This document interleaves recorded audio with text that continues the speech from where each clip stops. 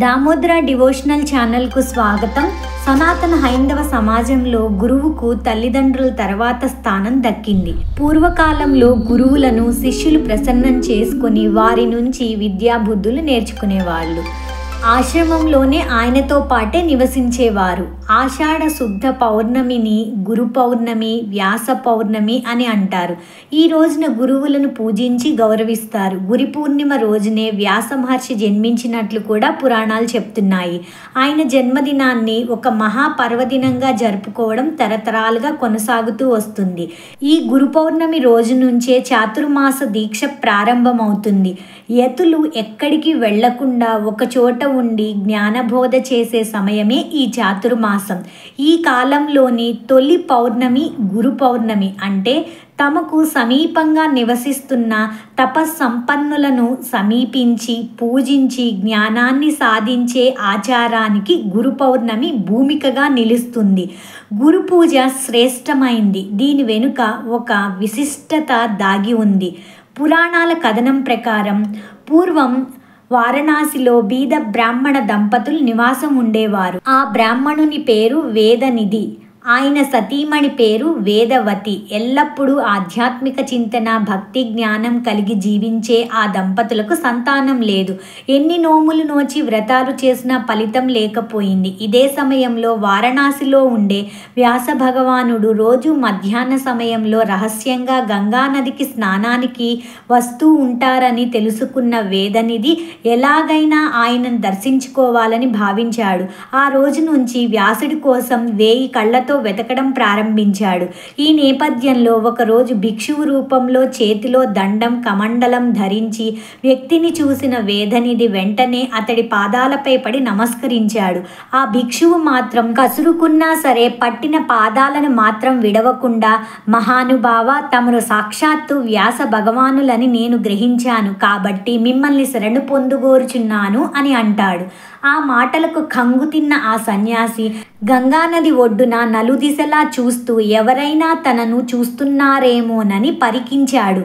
వెంటనే వేదనిధిని ఆప్యాయంగా పైకి లేపి ఏమి కావాలో కోరుకోమంటారు. రేపు నా తండ్రి పితృకార్యం, దానికి తమరు బ్రాహ్మణార్థమై అతిథిగా మా ఇంటికి తప్పక విచ్చేయాలని కోరుకుంటాడు. వేదనిధి ఆహ్వానాన్ని మన్నించి మహర్షి దీనికి అంగీకరిస్తాడు. దీంతో సంతోషంగా ఇంటికి చేరుకున్న వేదనిధి తన సతీమణికి గంగానదీ తీరంలో జరిగిన వృత్తాంతమంతా వివరించాడు. ఇచ్చిన మాట ప్రకారం మర్నాడు ఉదయమే వారి ఇంటికి విచ్చేసిన వ్యాస భగవానుణ్ణి ఆ దంపతులు సాదరంగా లోనికి ఆహ్వానించి అతిథి సత్కారాలు చేసి పూజించారు. అనంతరం దేవతార్చనకు తులసీ దళాలు, పువ్వులను సిద్ధం చేసి శ్రాద్ధ విధులను విధి విధానంగా నిర్వహించి అనంతరం వ్యాస భగవానునికి సాష్టాంగ నమస్కారం చేశారు. వారి ఆతిథ్యానికి సంతుష్టుడైన ఆయన వారికి ఏ వరం కావాలో కోరుకోమన్నారు. స్వామి, ఎన్ని నోములు వ్రతాలు చేసినా సంతాన భాగ్యం మాత్రం లేదని ఆ వరాన్ని ప్రసాదించాలని వేడుకున్నారు. వారు కోరుకున్న వరాన్ని అనుగ్రహించిన మహర్షి త్వరలోనే తేజోవంతులు, ఐశ్వర్యవంతులైన 10 మంది పుత్రులు జన్మిస్తారని ఆశీర్వదించాడు. వ్యాసుడి అనుగ్రహంతో వేదనిధి, వేదవతి సంతాన యోగం లభించింది. సుఖ సంతోషాలతో జీవిత చరమాంకంలో విష్ణు సాయుధ్యాన్ని పొందగలిగారు. కాబట్టి వ్యాస పూర్ణిమ రోజున మహామునిని ప్రార్థిస్తే ఆయన అనుగ్రహం లభిస్తుందని పండితులు విశ్వసిస్తున్నారు. ఇప్పుడు ఒక ఇంట్రెస్టింగ్ స్టోరీ తెలుసుకుందాము. ఇది గురువులకే గురువు అయిన శ్రీ దత్తాత్రేయ స్వామి వారు చేసినటువంటి లీల. ఎవరైతే దీనిని వింటారో, ఎవరైతే భక్తి శ్రద్ధలతో పక్కవారికి కూడా వినిపిస్తారో వారి జన్మ ధన్యమవుతుంది. ఈ కథ ఎంతో అందంగా చాలా బాగుంటుందండి. కుదిరిన వాళ్ళు తప్పకుండా వినండి. స్వామివారి లీలలను చెప్పడం ఎవరి తరం కాదు. మరి స్వామి చేసినటువంటి లీలలను వినడం అనేది నిజంగా మన అదృష్టమే. పూర్వం ఒక గ్రామంలో గోపీనాథుడు అనే ఒక సద్బ్రాహ్మణుడు ఉండేవాడు. అతనికి ఎంతోమంది పిల్లలు పుట్టి చనిపోతూ ఉండేవారు. ఆ దుఃఖం భరించలేక ఆ గోపీనాథుడు దంపతులు దత్తాత్రేయ స్వామి వారిని నిష్టగా పూజిస్తూ ఉండేవారు. స్వామి అనుగ్రహం వలన కొంతకాలానికి వారికి ఒక చక్కని మగబిడ్డ కలుగుతాడు. అతనికి దత్తాత్రేయుడు అని పేరు పెట్టుకుంటారు. అల్లారు ముద్దుగా పెంచుకుంటూ ఉంటారు. ఆ పిల్లవాడికి 5వ ఏటనే ఉపనయనం చేస్తారు. 12వ సంవత్సరంలోనే రూపవతి సుగుణాల రాశి అయినటువంటి సావిత్రి అనే కన్యతో వివాహం చేస్తారు. ఆ దంపతులు సుగుణాల్లోనూ సౌందర్యంలోనూ సమానులైనటువంటి రతి మన్మధుల వలె సుఖిస్తూ ధర్మతత్పరులై పరస్పర ప్రేమానురాగాలతో ఉత్తమ గృహస్థ జీవితాన్ని గడుపుతూ ఉండేవారు. అయితే అలా ఉండగా విధివశాత్తు 16వ సంవత్సరంలోనే అతనికి తీవ్రంగా జబ్బు చేస్తుంది. దత్తాత్రేయుడికి ఎన్ని చికిత్సలు చేయించినా అతనికి తగ్గలేదు. అతనికి అన్నద్వేషం కలిగినప్పటి నుంచి ద్రవాహారమే తీసుకుంటూ ఉన్నందువల్ల నిత్యోపవాసిగా ఉంటూ ఉండేవాడు. అలా 3 సంవత్సరాలు గడిచేసరికి అది క్షయవ్యాధిగా పరిగణిస్తుంది. అతని భార్య కూడా అతను తినగా మిగిలినటువంటి అన్నం మాత్రమే తింటూ నిరంతరం అతని సేవలో గడుపుతూ ఉండేది. అతను కృషించిన కొద్దీ ఆ పతివ్రత కూడా బాగా ఎక్కువగా కృంగిపోతూ ఉండేది. భర్త రోగంతో బాధపడుతున్నటువంటి కారణంగా ఆమె కూడా అతని వల్లే అలంకారం కూడా చేసుకోకుండా పాత చీర ధరించేది. జుట్టు దువ్వుకోకపోయేసరికి ఆమె జుట్టు జడలు కట్టింది. చిక్కి శల్యమైనటువంటి ఆమెను అత్తమామలు ఎంత వారించినా వినకుండా భర్తే ప్రత్యక్ష దైవం అని చెప్పి నమ్మి ఆయన్నే సేవిస్తూ ఉండేది. తనకున్నటువంటి సిరి సంపదలు వెచ్చించి ఆమె దైవజ్ఞుడు చెప్పినటువంటి వ్రతాలను, శాంతులను, పూజలను ఎన్నెన్నో చేయించింది. ఎందరెందరో వైద్యులు ఇచ్చినటువంటి మందులను వాడింది. అలా 3 సంవత్సరాలు గడుస్తాయి. కానీ దత్తుడి పరిస్థితి కించిత్తైనా మెరుగవపోయేసరికి అందరూ కూడా ఇక ఆశలు విడుస్తారు. అతని తల్లిదండ్రులైతే ఎంతో దుఃఖించి దత్తాత్రేయ స్వామిని ఇలా మొరపెట్టుకుంటారు. స్వామి దత్తాత్రేయ, నిన్ను సేవించి ఈ కొడుకును పొందాం కదా, మేము వెనుకటి దుఃఖం అంతా కూడా మర్చిపోయాం. కానీ స్వామి, మరి ఇప్పుడు ఇతన్ని కూడా నువ్వు మాకు దక్కించకుంటే మేము ఇంకా ఏం చూసుకొని బ్రతకాలయ్యా అంటూ దుఃఖిస్తూ ఉంటే అప్పుడు దత్తుడు వారిని ఓరడిస్తూ, అమ్మ, మనకెంత రుణానుబంధం ఉంటుందో అంతవరకు మాత్రమే ప్రాప్తం ఉంటుంది. కానీ అంతకు మించి ఆశ పెట్టుకుంటే దక్కేది ఏముంటుంది చెప్పు. కాబట్టి మీరు నా కోసం బాధపడవద్దమ్మా అని చెప్తూ ఉండేవాడు. ఆ మాటలు వినగానే వారికి దుఃఖం మరింత ఎక్కువగా వచ్చేది.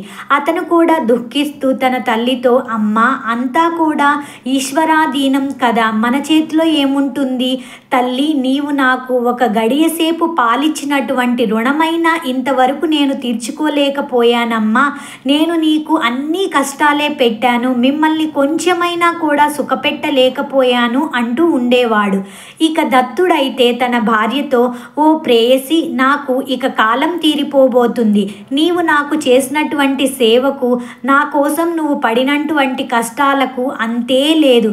గత జన్మలో నీకేమైనా నేను పరమ శత్రువుని కాబోలు నేను ఇలా బాధిస్తూ ఉన్నాను. ఇక ముందు కూడా నీకు అండ లేదని భయపడవద్దు. నా తల్లిదండ్రులు నిన్ను కన్న కూతురులాగా చూసుకుంటారు. అయినా కూడా నీకు అది ఇష్టం లేకపోతే నీవు పుట్టింటికి వెళ్ళిపోవచ్చు. నీతో కాపురం చేసే అదృష్టం నాకు కించిత్తైనా లేదు.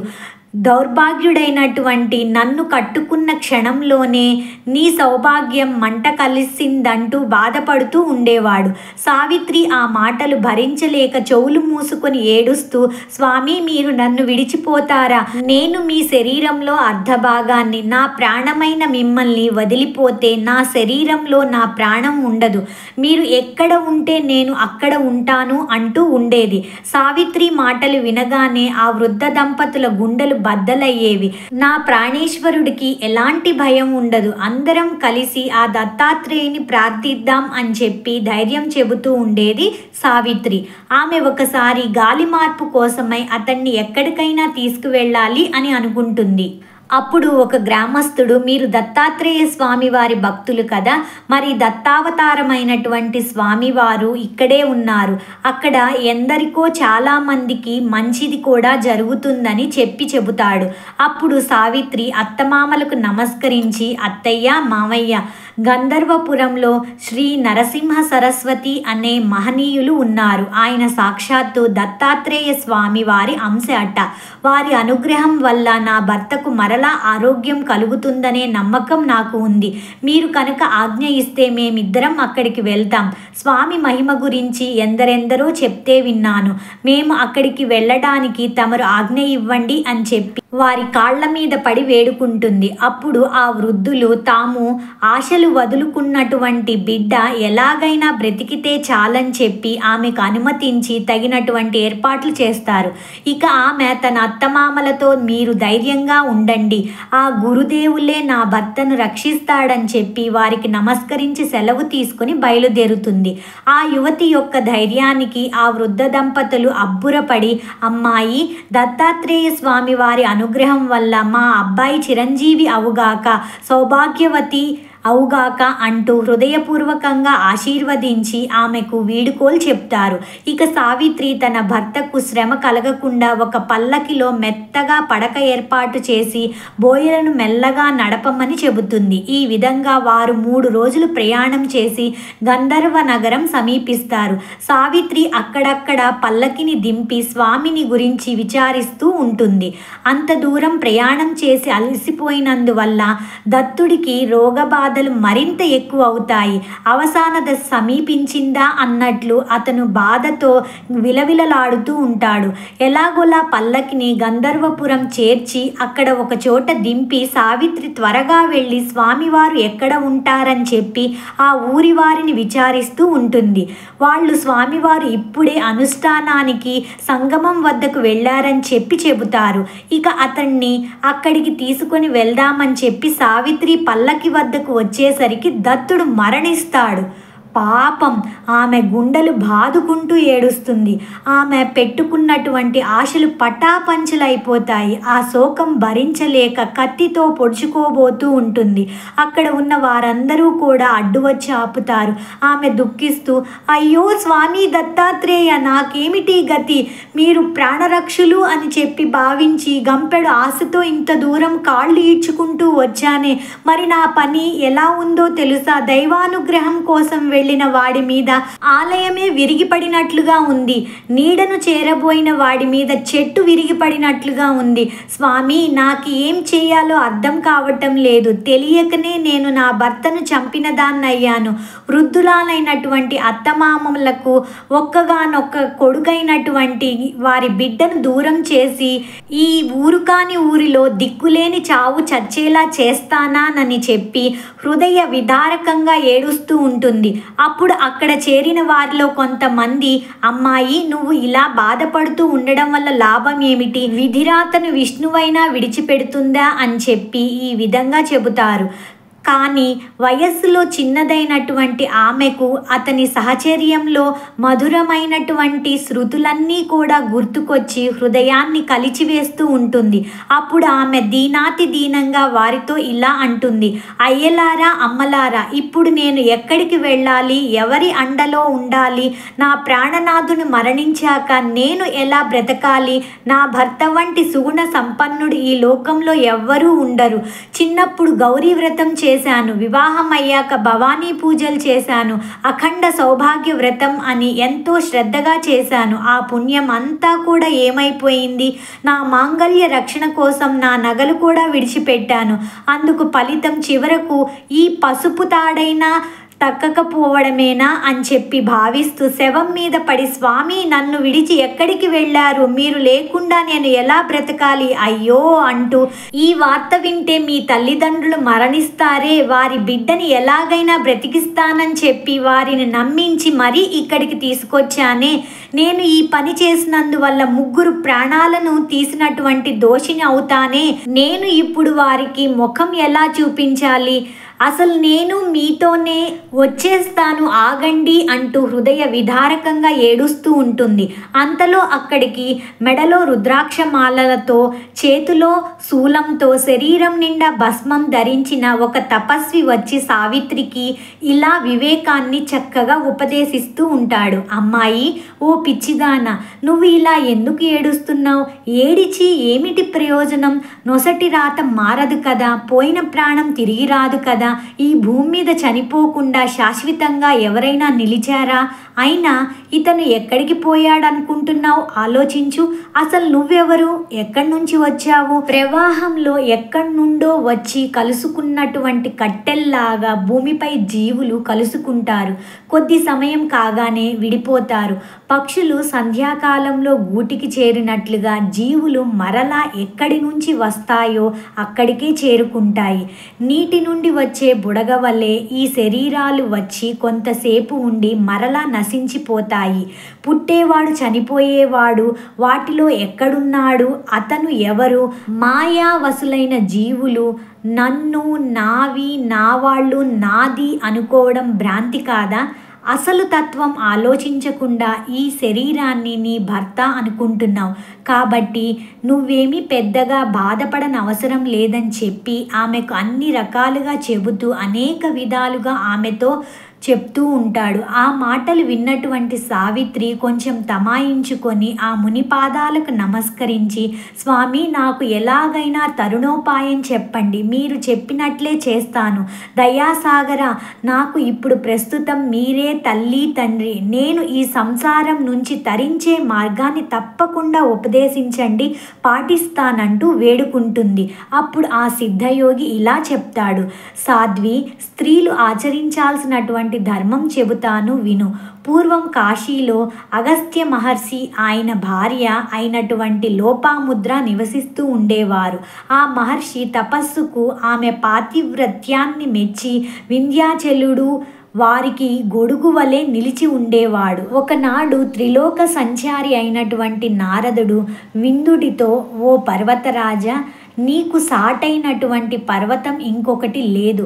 అయితేనేమి, నీవు మేరువుతో మాత్రం సమానం కాలేదు అంటాడు. అప్పుడు రోషంతో వింధ్యాచలుడు మేరు పర్వతాన్ని మించుకోవాలని పెరుగుతూ ఉంటాడు. అందువల్ల ఆ పర్వతానికి దక్షిణంగా ఉన్నటువంటి ప్రాంతం అంతా చీకటిమయం అవుతుంది.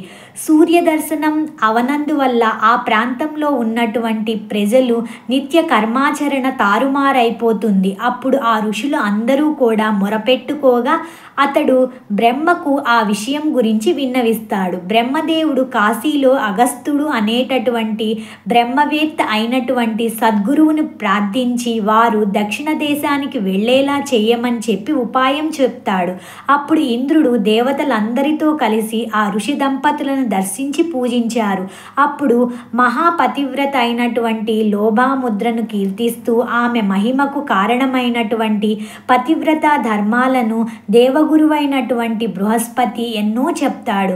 అవేంటంటే, భర్త అంటే ఎవరైతే స్త్రీలు ఉన్నారో భర్తను ఎప్పుడూ కూడా శ్రీహరిగా భావించి సేవ చేయాలట. విసుగనేదే లేకుండా అతిథులను ఆదరించాలట. భర్త లోబి అయినా రోగి అయినా వికలాంగుడైనా అతను పరమేశ్వరునిగా భావించి పూజించాలి. అట్టి పతివ్రతను చూసి త్రిమూర్తులు కూడా సంతోషిస్తారు. ఇలా చేయకుండా యథేచ్ఛగా సంచరించే ఆమె పుణ్యమంతా నశించి నరకానికి వెళుతుంది. ఇక మరి ఒక విషయం ఏమిటంటే, భర్త మరణించినప్పుడు భర్తతో సహగమనం చేయడం ఉత్తమం. కానీ భర్త దూరదేశంలో ఉన్న ఆమె గర్భవతి అయినా లేక ఆమెకు పాలు తాగే బిడ్డ ఉన్నా అప్పుడు మాత్రం సహగమనం చేయకూడదు. సరే, ఇప్పుడైతే బృహస్పతి చెప్పినటువంటి ధర్మాల్లో నీకు 2 చెబుతాను, ముఖ్యంగా విను. స్త్రీలకు 2 మార్గాలే కనిపిస్తున్నాయి. ధైర్యంగా ఉన్నవారు సహగమనం చేయాలి. కాబట్టి అమ్మాయి, నీవు శోకం విడిచిపెట్టి నీకు కనుక శ్రేయస్కరం అనిపిస్తే నీవు సహగమనం చెయ్యి అని చెప్పి ఆ యోగీశ్వరుడు ఆమె తల మీద హస్తం ఉంచి ఆశీర్వదిస్తాడు. అప్పుడు ఆమె, ఓ యోగీశ్వర, మీరు నాకు తల్లి తండ్రి బంధువులు, వేరే ఎవ్వరూ కూడా నాకు లేరు. ఇంత దూరదేశంలో నేను ఒంటరినై ఉన్నప్పుడు మీరు నాకు కనిపించారు. యుక్త వయస్కురాలైనటువంటి నాకు వైదవ్య ధర్మం ఆచరించడం కత్తి మీద నడక వంటిది. యవ్వనం సౌందర్యం కల వారికి ఈ లోకంలో నిందలు తప్పవు కాబట్టి నాకు సహగమనమే నచ్చింది, అదే ఆచరిస్తాను, నన్ను ఆశీర్వదించండి అని చెప్పి నమస్కరిస్తుంది. ఆయన ఆశీర్వదించి, తల్లి త్వరలో నీ భర్తను తప్పక కలుసుకుంటావు, నీవు ఇంత దూరం గురుదర్శనం కోసం వచ్చావు కాబట్టి విధవ సేన జరగరాదని ఏదో జరిగిపోయింది కాబట్టి ఇప్పుడు నీవు ఎలాగో స్వామి దర్శనానికే కదా వచ్చావు, స్వామి సంగమానికి వెళ్ళి వచ్చుంటాడు, స్వామిని దర్శించి వచ్చి తర్వాత నీవు కర్తవ్యాన్ని నిర్వర్తించు అని చెప్పి ఆ యోగీశ్వరుడు శవం తలపై భస్మం ఉంచి ఆమెకు 4 రుద్రాక్షలు ఇచ్చి వీటిలో 2 అతని మెడలో చెవులకు ఒక్కొక్కటి కట్టి రుద్ర సూక్తాలతో గురువు పాదాలకు అభిషేకించినటువంటి తీర్థం తెచ్చి ఆ శవంపై చల్లు, అప్పుడు సువాసినీలకు వేద విప్రులకు యథాశక్తిగా దానం ఇచ్చి తరువాత సహగమనం చెయ్యమ్మా అని చెప్పి వెళ్ళిపోతాడు. అప్పుడు సావిత్రి అక్కడ వేద పండితులందరినీ కూడా పిలిపించి ప్రాయశ్చిత్తాలు చేయించి స్నానం చేసి పసుపు భారాన్ని కుంకుమలతో అలంకరించుకొని శవాన్ని నది వద్దకు మోయించుకుపోతుంది. తాను అగ్ని పట్టుకొని శవానికి ముందు నెమ్మదిగా నడుస్తూ ఉంటుంది. మహా సౌందర్యవతి అయినటువంటి ఆమె అంత చిన్న వయస్సులో మహాలక్ష్మిలా అలంకరించుకొని సహగమనం చేసుకోవడానికి వెళ్తుందని చెప్పి తెలిసి గ్రామంలో ఉన్న స్త్రీలు పురుషులు ఆమెను చూడడానికి వేల మంది వస్తారు. వారిలో కొందరు ఆమెను చూసి అయ్యయ్యో, ఏ సుఖం ఎరగని చిన్న వయస్సులో ఒక బిడ్డ అయినా కలగకముందే చావంటే కించిత్తు కూడా భయం లేకుండా ఈ అమ్మాయి ఎంత ధైర్యంగా వెళ్తుంది అని చెప్పి ముక్కున వేలు వేసుకున్నారు. కొందరైతే ఆమె దగ్గరికి వెళ్ళి, ఏమమ్మా, ఎందుకమ్మా వృధాగా ప్రాణాలు తీసుకుంటావు, పుట్టింటికి వెళ్ళి అక్కడ జీవించకూడదా అంటారు. ఆమె వారెవ్వరికీ కూడా సమాధానం చెప్పకుండా దృఢమైనటువంటి నిశ్చయంతో ముందుకు వెళ్తూ ఉంటుంది. మరికొంతమంది, ఆహా, ఈమె ధర్మవేత్త అయినటువంటి మహాపతివ్రత కాబట్టే ధర్మం తప్పకుండా నడుచుకుంటుంది, స్త్రీలందరికీ కూడా ఈమె మార్గదర్శకురాలని చెప్పి కీర్తిస్తారు. చివరకు అలాగే అందరూ కూడా నది ఒడ్డుకు చేరుకొని శవాన్ని దించి చితిపేరుస్తారు. అప్పుడు సావిత్రి అక్కడికి చేరినటువంటి సుహాసినీలందరికీ కూడా వాయినాలు, బ్రాహ్మణులకు దక్షిణలు సమర్పించి ఉత్సాహంతో అందరితో ఇలా చెప్తుంది, తల్లులారా, విప్రోత్తములారా, ఇదే మీ అందరి వద్ద సెలవు తీసుకుంటున్నాను. నాకు దీపావళి పండుగ వచ్చింది, మా పుట్టింటి నుంచి పిలుపు వచ్చింది, నా కన్న తల్లి గౌరీదేవి వద్దకు వెళ్తున్నాను, అక్కడ మా వాళ్ళందరితో కలిసి పార్వతీ పరమేశ్వరులను పూజించుకుంటూ ఉంటానని చెబుతుంది. తర్వాత తనకు తోడుగా వచ్చిన వారితో ఇలా చెప్తుంది, మీరు బాధపడవద్దు, ఇంటికి వెళ్ళండి, మా అత్తమామలకు మాత్రం వెంటనే ఈ దుర్వార్త చెప్పొద్దు, చెబితే ఆ వృద్ధుల ప్రాణాలు పోతాయి, వారిని చంపినటువంటి పాపం మీకు చుట్టుకుంటుంది, కాబట్టి మేము స్వామి సన్నిధిలో ఆనందంగా ఉన్నామని చెప్పి వారికి చెప్పండి. అప్పుడు ఆమె యోగీశ్వరుడు చెప్పినట్లుగా శవానికి రుద్రాక్షలు అలంకరించి అక్కడ విప్రులతో, అయ్యలారా, నేను ఒకసారి స్వామివారి కోసం వచ్చాను కాబట్టి స్వామి దర్శనం కోసం వచ్చాను కాబట్టి ఒక్కసారి వెళ్ళి దర్శించుకొని వచ్చిన తర్వాత సహగమనం చేస్తాను, చేయడం అది నా ధర్మం అని చెప్పి చెప్తుంది. అలా చెప్పి స్వామిని చూసి రావడానికి బయలుదేరుతుంది. అప్పుడు అక్కడ ఒక బ్రాహ్మణుడు ఒక మాట అంటారు, సూర్యాస్తమయానికి ముందే అగ్ని సంస్కారం జరిగేలా మాత్రం చూసుకొని వెళ్ళు. అందుకు ఆమె అంగీకరించి స్వామి దర్శనానికి వెళ్తుంది. ఇక సావిత్రి మెల్లగా నడుస్తూ మనస్సులో స్వామిని ఇలా అనుకుంటుంది, స్వామి, మీరు సర్వేశ్వరుడు, దత్తాత్రేయ శరణు కోరిన వారందరికీ పురుషార్థాలను ప్రసాదించగలిగినటువంటి మీరు, మీ కీర్తి అంతా కూడా నలువైపులా విస్తరించింది. మరి త్రిగుణాలను ధరించి సృష్టి స్థితి లయలను చేసేటటువంటి త్రిమూర్తి స్వరూపం కదా మీరు, మీ వల్ల కానిదంటూ ఉంటుందా? కర్మ సూత్రాన్ని అమలుపరిచి దండించగలిగిన వారిని దండించే కర్మ ఫలప్రదాతలు కదా మీరు భక్తుల పాలిట కల్పవృక్షం. నా భర్తను బ్రతికించుకోవాలని, సంతానం పొందాలని ఎంతో సంతోషంతో ఇంత దూరం నడిచి మీకోసం వచ్చాను. నేనేం పాపం చేశానో తెలియదు కానీ స్వామి, అందరికీ అబ్బినటువంటి సౌభాగ్యం సంతానం నాకు అస్సలు అబ్బలేదు. కరువవ్వడమే కాకుండా ఇంతటి దుస్థితి నాకు కలిగింది. మీ మీద నేను ఎంత ఆశ పెట్టుకున్నానో వచ్చినందుకు నాకు బాగా జరిగింది. మిమ్మల్ని ఆశ్రయించిన వారికి మీరు ప్రసాదించేది ఏమిటో బాగా తెలిపారు. ఈ లోకంలో వ్యాపించినటువంటి మీ కీర్తి పరలోకానికి కూడా నేను తప్పక తీసుకువెళ్తాను అని చెప్పి బోరున ఏడుస్తుంది. అలా అనుకుంటూ స్వామి సన్నిధికి చేరుకుంటుంది. స్వామి కనిపించగానే ఆమె హృదయంలో అపారమైనటువంటి భక్తి పెబలుకొని అక్కడి నుండే సాష్టాంగ నమస్కారం చేస్తుంది. స్వామి నిత్యము కూడా సంతోషంగా ఉంటాడు కాబట్టి అంతే చిరునవ్వుతో ఆమెను చూసి నిత్య సౌభాగ్యవతి భవ అంటూ ఆశీర్వదిస్తాడు. వెంటనే అక్కడ ఉన్నటువంటి కొంతమంది తమలో తాము నవ్వుకుంటారు.